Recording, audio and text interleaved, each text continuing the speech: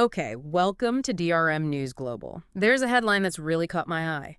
Kim Kardashian is set to testify in Paris soon, and this isn't about Fashion Week. She's actually going to court to face the men accused of that really shocking armed robbery back in 2016.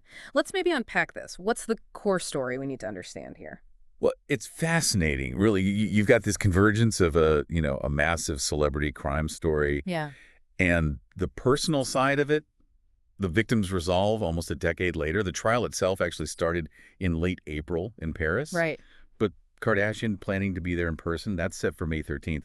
And that's definitely the moment everyone's kind of watching for. Absolutely. And just to recap, for anyone maybe not fully up to speed, this wasn't, minor. We're talking about a pretty terrifying armed robbery. In her hotel room in Paris, she was held at gunpoint, tied up, the works, and something like, what, $10 million in jewelry was stolen? Around that, yes, a huge amount. And the French media actually dubbed it the heist of the century. And apparently it was the biggest theft from a private person in France in like the last 20 years. That label, heist of the century, that's pretty dramatic. What does that signal? It really does say a lot, doesn't it? It absolutely does. It highlights not just the sheer value, the money involved, but also the boldness of it all. And maybe a kind of, fascination with how such a thing could even happen, the security aspects. Right. It taps into that whole public interest around, well, wealth, fame, and vulnerability, even for someone constantly in the spotlight. And the fact that 10 suspects are now on trial, and not just for robbery, but kidnapping too. That shows how seriously the French authorities are taking this. Kidnapping as well. Yeah, the charge likely relates to holding her against her will during the robbery itself. It's a separate, very serious offense under French law. Okay, I see. So aside from this almost unbelievable image of the accused, the sources mentioned they're mostly older men. That's right. Mostly in their 60s and 70s. 60s and 70s, yeah.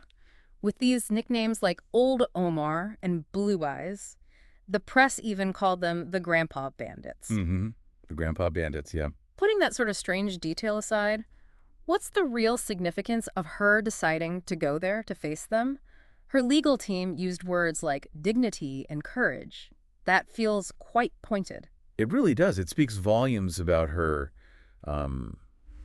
determination, I think. Her lawyers, interestingly, are being quite careful, not giving away the specifics of what she'll say. They're really stressing the importance of her telling her story in her own words in that courtroom setting. Right.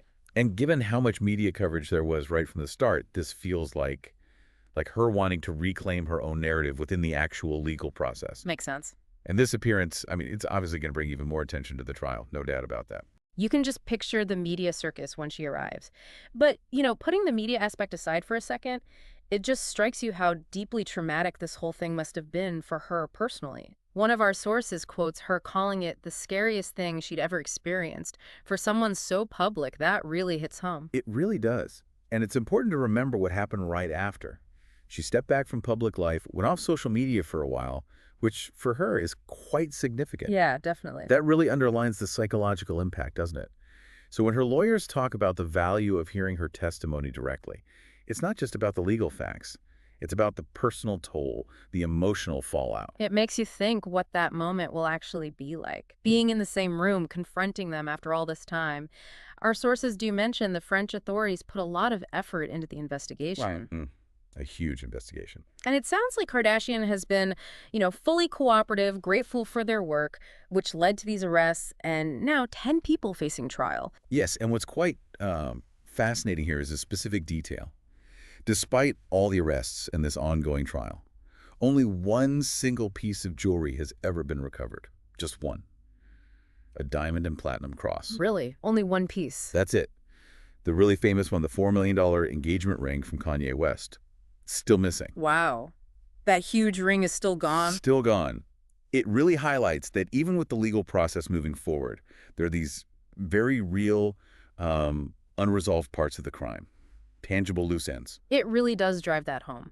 So as we look ahead to her testimony and the trial continues, it's been a long road, hasn't it? Almost 9 years since it happened. 9 years is a long time. This trial, it's clearly a major step towards, justice. Hmm. But can it actually bring closure after something so personal, so violating? That's the big question, I suppose. Exactly. And this whole situation, it really brings up the point about how complex and, frankly, how long the path to justice can be, Yeah. especially in these high-profile cases. And you see the lasting impact crimes like this have on individuals, regardless of how public their life is. It Hmm. kind of pushes us, hopefully, to look past the sensational headlines a bit Yeah. and consider the human side of it all, the difficult journey towards, well, healing and finding some kind of resolution. Hmm. Maybe something for you, the listener, to think about is how that intense public scrutiny of her life clashes with the incredibly private trauma she experienced.